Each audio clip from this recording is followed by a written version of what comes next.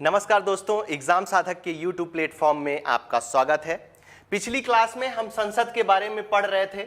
आज की क्लास में हम संसद के बारे में ही पढ़ेंगे, लेकिन पिछली क्लास में हमने संसद के बारे में क्या पढ़ा था?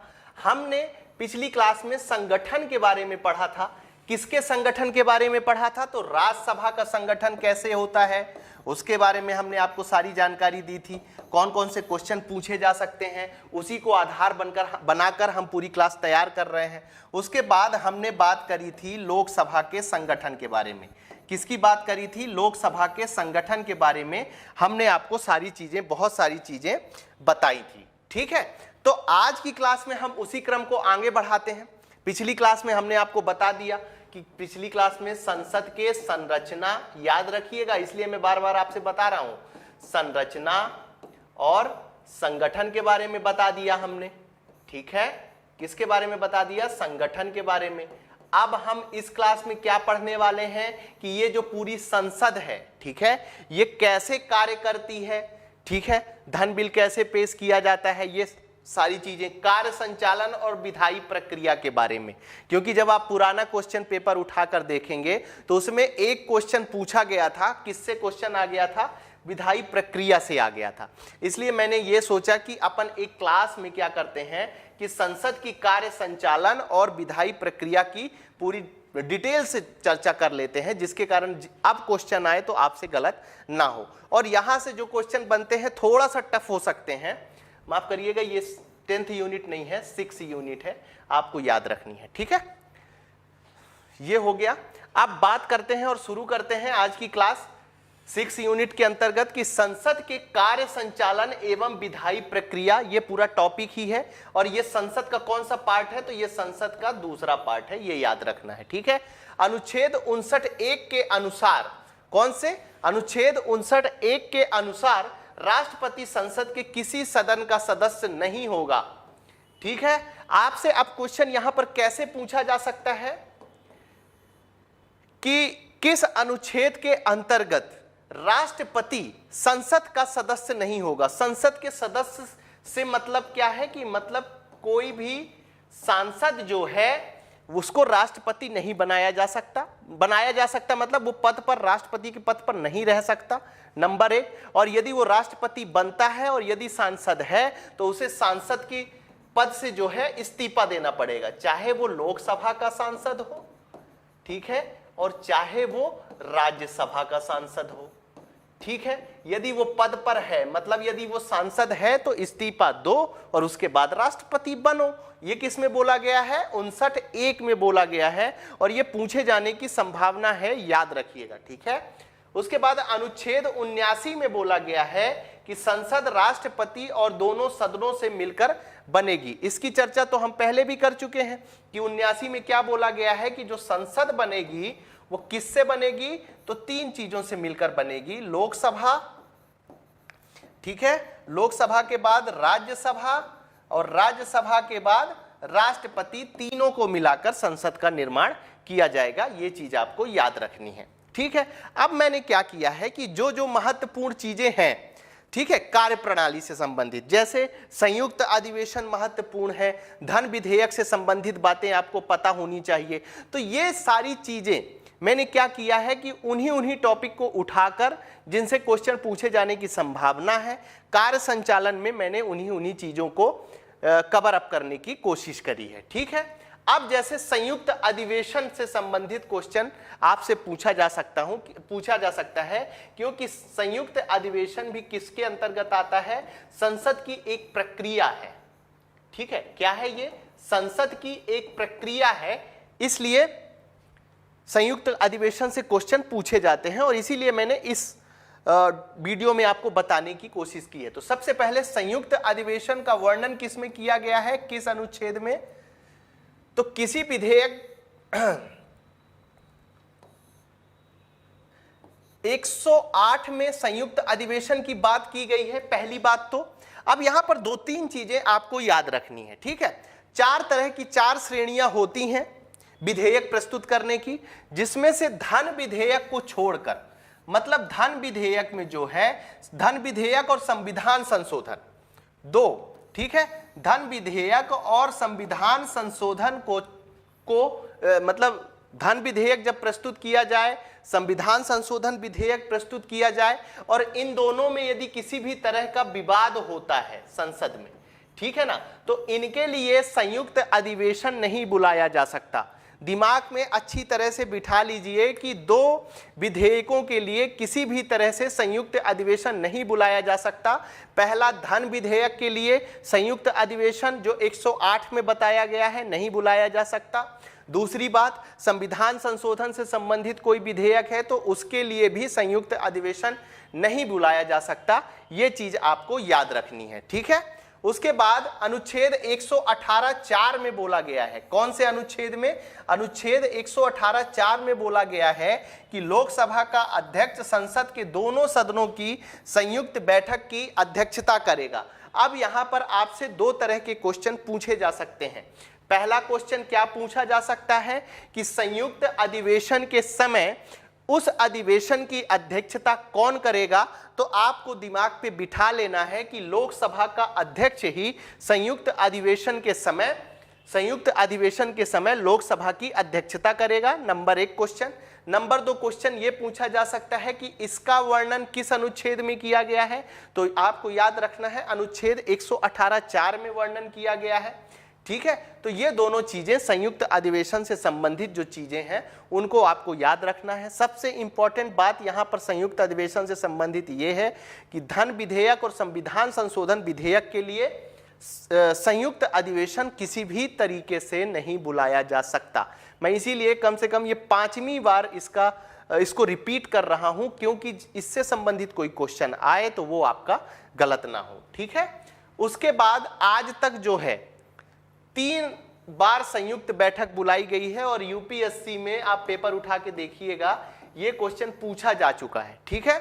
3 बार संयुक्त बैठक बुलाई गई है तो आपको इनके विधेयकों का नाम भी याद रखना है और वर्ष भी याद रखना है।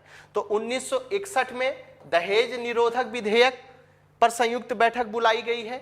1978 में बैंक सेवा आयोग विधेयक पर बैठक बुलाई गई है और तीसरा 2002 में पोटा के लिए संयुक्त अधिवेशन बुलाया गया है। अब यहां पर 2 तरह के क्वेश्चन बन सकते हैं।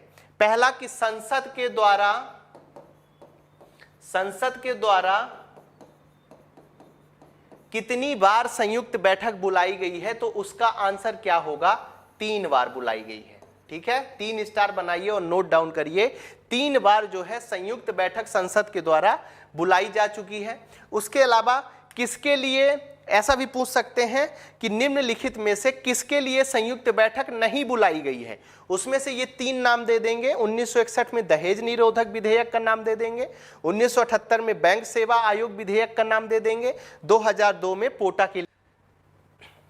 अब हम बात करते हैं सदस्य की सदस्यता समाप्ति के बारे में। ज्यादा इसमें दिमाग नहीं लगाना है, छोटी छोटी चीजें हैं जो आपको याद रखना जरूरी है। अनुच्छेद 101(4) के अनुसार संसद एवं अनुच्छेद 190(4) के अनुसार राज्य विधानमंडल के किसी सदस्य की सदस्यता तब समाप्त समझी जाती है जब वह 60 दिन की अवधि तक सदन की अनुज्ञा के बिना उसके सभी अधिवेशनों में अनुपस्थित रहता है। अब यहां पर 2 चीजें आपको याद रखनी है। पहली क्या कि संसद के सदस्यता समाप्ति का उल्लेख किस अनुच्छेद में किया गया है?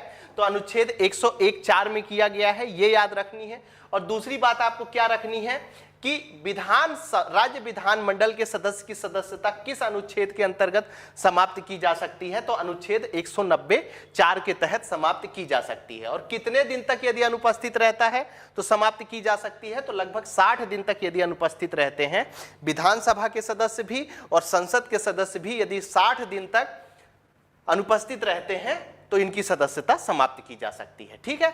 उसके बाद बात करते हैं संसद के सदस्यों के विशेष अधिकारों एवं उन्मुक्तियों की, ठीक है। कुछ विशेष अधिकार दिए गए हैं, इसका मुख्यतः आपको अनुच्छेद याद रखना है।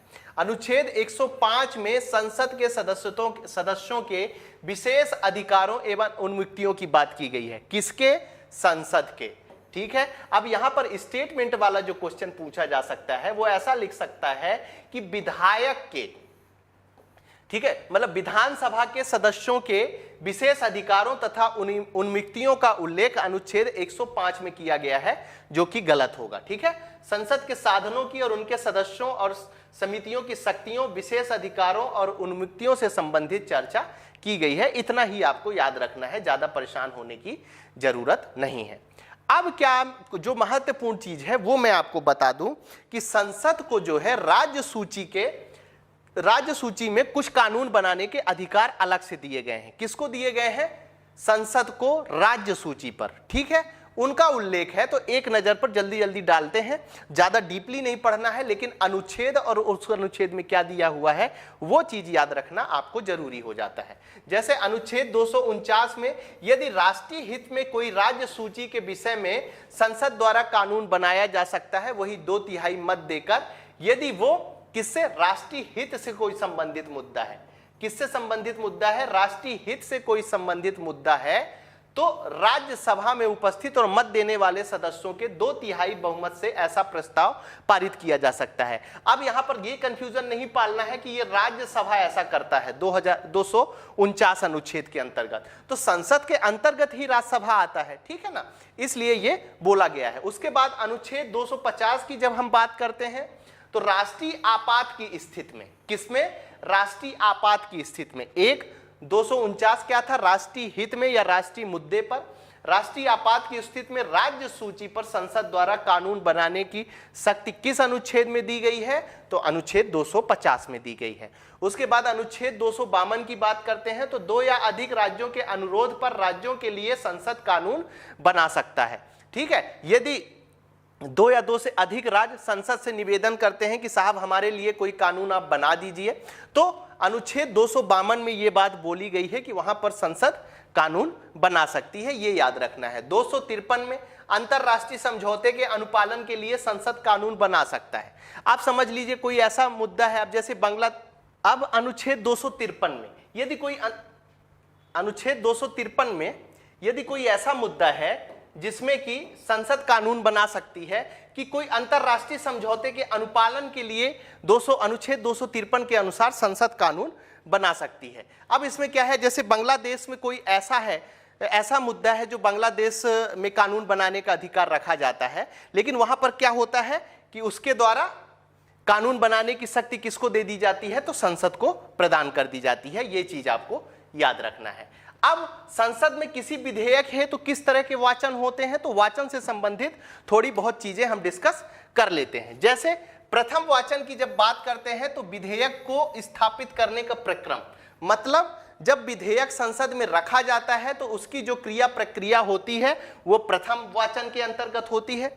द्वितीय वाचन बहुत इंपॉर्टेंट है, क्योंकि द्वितीय वाचन में क्या क्या होता है, तो आम बहस द्वितीय वाचन में होता है, ये आपको याद रखना है। विधेयक पर विचार विमर्श भी द्वितीय वाचन में होता है। सदन विधेयक को प्रवर समिति को सौंपता है। जो समितियां होती हैं संसद में, आप लोग समितियों के बारे में पढ़े होंगे, तो द्वितीय वाचन में उन समितियों को वो विधेयक सौंपा जाता है और ये डिसाइड किया जाता है कि ये सही बना हुआ है कि नहीं सही बना हुआ है। ये दोनों चीजें सदनों की संयुक्त समिति को सौंपा जाता है। द्वितीय वाचन में ही विधेयक पर खंड सहित विचार प्रस्तुत किए जाते हैं, ये इंपॉर्टेंट हो जाता है। तृतीय वाचन में क्या होता है, विधेयक का यथा संशोधित विधेयक पारित कर दिया जाता है। ठीक है ना, सबसे महत्वपूर्ण द्वितीय वाचन होता है। द्वितीय वाचन में ही सारी चीजें डिसाइड की जाती हैं कि विधेयक सही बना हुआ है कि नहीं बना हुआ है। फिर जो संशोधन करना होता है वो तृतीय वाचन में कर लेते हैं और संशोधन करने के बाद वो विधेयक जो है पारित कर दिया जाता है। ठीक है, आगे बढ़ते हैं। भारत की संचित निधि पर भारित व्यय, उसकी बात कर लेते हैं। अनुच्छेद 112(3) में इसकी बात की गई है। और कौन कौन से भारित व्यय हैं, तो एक बार आप याद रखिएगा, इनको एक लाइन से याद रखने की कोशिश करिएगा। इनमें से कैसे क्वेश्चन आ सकते हैं कि वो पूछ सकता है कि निम्नलिखित में से कौन सा संचित निधि पर भारित व्यय नहीं है, तो कौन कौन से हैं। तो भारित व्यय में क्या होता है, संचित निधि पर भारित व्यय का मतलब यह होता है कि इसमें वोटिंग नहीं कराई जाती है संसद की। ठीक है, इस पे वोटिंग नहीं कराई जाती है, ये चीज आपको याद रखनी है। ठीक है, कौन कौन से हैं, राष्ट्रपति की उपलब्धियां, भत्ते, वेतन, पद से संबंधित अन्य खर्चे, ऐसे ऋण भार जिनका दायित्व भारत सरकार पर है, जिनके अंतर्गत ब्याज, उधार लेना, ऋण सेवा आज चीजें सम्मिलित है। उसके बाद उच्चतम न्यायालय के न्यायाधीश और उनके संबंध में वेतन भत्ते और पेंशन जो होते हैं वे भारत संचित निधि पर सम्मिलित किए जाते हैं। कैग को और कैग से संबंधित उनके संबंध में जो वेतन भत्ते और पेंशन दिए जाते हैं उनको सम्मिलित किए जाते हैं। किसी न्यायालय अधिकरण के निर्णय, डिग्री या पंचाट हेतु जो खर्चे किए जाते हैं, जो अपेक्षित धनराशि की आवश्यकता होती है, वो उसके अंतर्गत सम्मिलित किए जाते हैं। कुछ अन्य खर्चे जो इस संविधान द्वारा या संसद की विधि द्वारा इस प्रकार भारित घोषित किया जाता है, जैसे अनुच्छेद 322 के तहत यूपीएससी के अध्यक्ष या सदस्यों को वेतन भत्ते, आज इन चीजों को इसके अंतर्गत शामिल किया जाता है। ठीक है, तो आपको ये चीज समझ में आ गई होगी कि भारत की संचित निधि पर भारित व्यय में क्या क्या शामिल किया जाता है। तो ये सारी चीजें उसके अंतर्गत शामिल किया जाता है। अब हम क्या बात कर लेते हैं, भारत की संसद द्वारा मंत्री परिषद के कार्यों पर नियंत्रण कैसे रखा जाता है। तो प्रश्नों के माध्यम से कुछ नियंत्रण रखा जाता है। ठीक है, इन प्रश्नों से कभी कभी क्वेश्चन पूछे जाते हैं। तो मैं यहां पर आपको याद दिला देना चाहता हूं कि बहुत सारी चीजें, ठीक है, मैं सारी चीजें तो अपन इतना जल्दी कवर अप नहीं कर सकते, लेकिन मेरी कोशिश ये है कि जो इंपॉर्टेंट क्वेश्चन पूछे जाते हैं कम से कम वो क्वेश्चन आपसे ना छूटे। इसीलिए मैंने संसद की कार्य प्रणाली के अंतर्गत ये सारी चीजें कवर अप की हैं। पहला प्रश्नकाल होता है। लोकसभा की बैठक का जो पहला घंटा कहलाता है वो क्या कहलाता है, प्रश्नकाल कहलाता है। और राज्यसभा में दूसरा घंटा। अपने मन में कंफ्यूजन नहीं पालना है। प्रश्नकाल लोकसभा का जो पहला घंटा होता है वो प्रश्नकाल कहलाता है, और राज्यसभा का जो दूसरा घंटा होता है वो क्या कहलाता है, प्रश्नकाल कहलाता है। सदन में प्रश्न उत्तर काल होता है। और ये जो प्रश्न काल होते हैं ये 3 तरीके से होते हैं। तारांकित प्रश्न होते हैं, अतारांकित प्रश्न होते हैं, और अल्प सूचना के प्रश्न होते हैं। तारांकित प्रश्न में कौन होते हैं, जो मौखिक प्रश्न किए जाते हैं और मौखिक उत्तर दिए जाते हैं, वो तारांकित प्रश्न होते हैं और ये पूछे जाते हैं। याद रखिएगा, तारांकित प्रश्न कौन से होते हैं ऐसा पूछा जा सकता है। तो जो मौखिक प्रश्न होते हैं वो तारांकित के अंतर्गत होते हैं।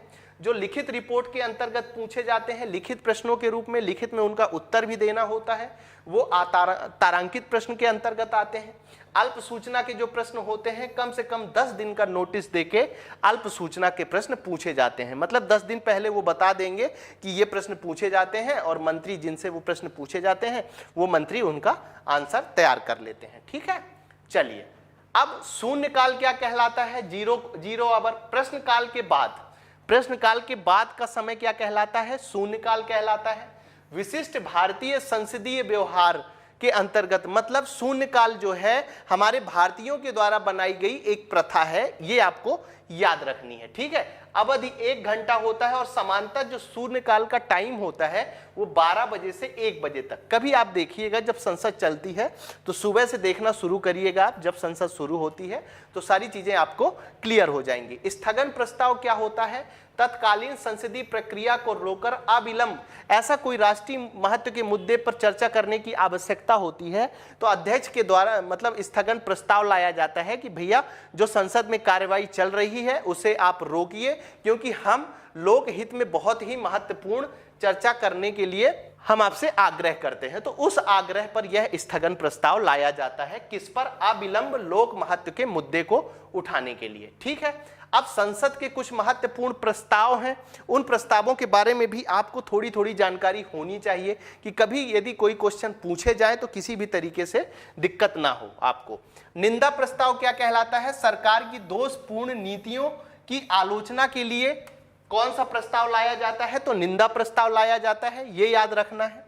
ध्यानाकर्षण प्रस्ताव, किसी अत्यावश्यक जनिक महत्व के विषय से संबंधित मंत्री का ध्यान आकर्षित करने के लिए, मतलब कोई विषय बहुत महत्वपूर्ण है तो उस मंत्रालय के मंत्री को ध्यान आकर्षित करने के लिए ध्यानाकर्षण प्रस्ताव लाया जाता है। उसके बाद कटौती प्रस्ताव, बजट की अनुदान मांगों में संशोधन हेतु लोकसभा में प्रस्तुत किए जाने वाला प्रस्ताव होता है। इसके द्वारा सरकार द्वारा प्रस्तुत अनुदान मांगों को अनुचित बताते हुए उसमें कमी का प्रस्ताव लाया जाता है। कटौती प्रस्ताव जब बजट सरकार के द्वारा प्रस्तुत किया जाता है तो विपक्ष के द्वारा लाया जाता है। ठीक है। यदि बजट में सही चीजें नहीं दिखती हैं तो ऐसा समझ लीजिए जो विपक्ष का विरोध करने का वो तरीका होता है वो कटौती प्रस्ताव के द्वारा लाकर उसका विरोध करते हैं। ठीक है। अब अगली क्लास में हम राष्ट्रपति के बारे में पढ़ने वाले हैं। बड़े विस्तार से राष्ट्रपति के बारे में पढ़ेंगे, जो जो क्वेश्चन पूछे जाते हैं उनके बारे में सारी जानकारी हम आपको देंगे। और संघीय कार्यपालिका उसके नेक्स्ट क्वेश्चन में, हालांकि संघीय कार्यपालिका का भी एक पार्ट ही है राष्ट्रपति, इसलिए मैंने ये दोनों चीजें लिख दी हैं। अब राष्ट्रपति के बारे में हम विस्तार से पढ़ने वाले हैं। ठीक है। तो यदि हमारी चीजें आपको पसंद आ रही हैं तो आप इस वीडियो को लाइक कर सकते हैं। जिन्होंने अभी सब्सक्राइब नहीं किया है वो सब्सक्राइब कर सकते हैं। इस वीडियो की यदि आप PDF डाउनलोड करना चाहते हैं तो हमारे टेलीग्राम चैनल एग्जाम साधक में जाकर डाउनलोड कर सकते हैं। आप सभी के उज्जवल भविष्य की शुभकामनाओं के साथ आज की क्लास हम यहीं समाप्त करते हैं। धन्यवाद।